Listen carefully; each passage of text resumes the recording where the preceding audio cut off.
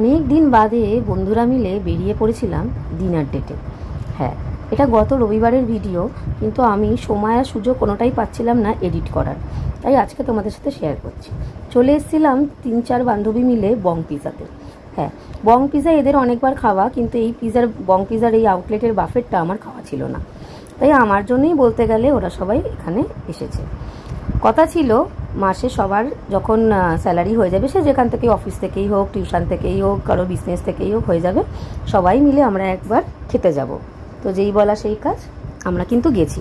তবে হ্যাঁ, বাজেটটার কথা খেয়াল রাখতে হবে, এবং গরমে বেশি বাজেট দিয়ে খেয়ে তারপর শরীর অসুস্থ করাটাও বোকামির কাজ।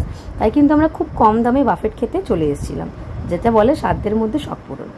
এই বং পিজার এই আউটলেটটা আমার বেশ লেগেছে। চারিদিকটা এত সুন্দর করে সাজানো যে কি বলবো। আর এই মিরারের সামনে সেলফি আমি প্রচুর দেখছিলাম। আজকে আমি নিজে করতে পেরে আমার খুবই ভালো লাগছে। এতটা সুন্দর করে সাজানো আর গোছানো দেখে মন ভালো হয়ে যাচ্ছিল। অনেক কটা ছবি তুলেছি। আর এটা হচ্ছে ভেতরের অ্যাম্বিয়েন্সটা, মোটের ওপর ভালোই। আর এটা ছিল মেনু, কিন্তু এখানে একটা মেনু ছিল না, তার বদলে অন্য কিছু ছিল। ভালোই লেগেছে আমার। তো চলো একে একে মেনুগুলো তোমাদের সাথে শেয়ার করি।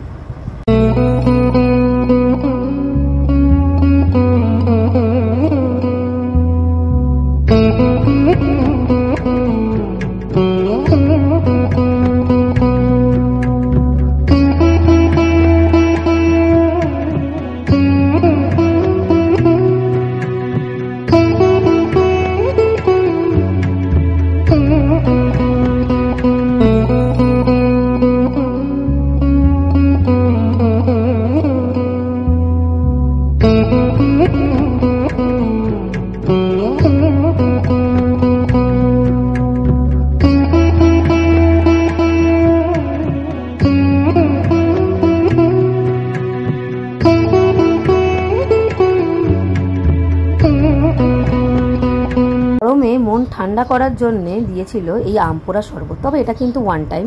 আর এই যে হাসি ঠাট্টা আনন্দ মজা করতে করতে কিন্তু খাচ্ছি। খাওয়াটা তো উদ্দেশ্য নয়ই, গল্প করাটাই উদ্দেশ্য। তবে আজকে কিন্তু খেতেই এসছি।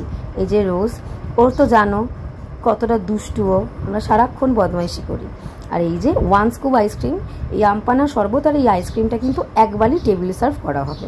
এটা কিন্তু বাফেটের মধ্যে বারবার বা আনলিমিটেড তোমরা খেতে পারবে। আর এই যে আরেকজন মহারানী এসছে, ও এত লেটে এসছে, ওরও বাফেট খাওয়ার কথা ছিল, কিন্তু যাই হোক ওর কিছু কাজ পড়ে গেছিলো বলেও আসতে পারেনি, কিন্তু আমাদের সাথে জয়েন করেছে বিরিয়ানি খেয়ে। যাই হোক, অনেক দিন বাদে নিজেরা সময় করলাম নিজেদের জন্য সময় বার করার। নাহলে এত সময় থাকে কিন্তু নিজেদের সময় থাকে না। তো কেমন লাগলো এই ভিডিওটা অবশ্যই বলো।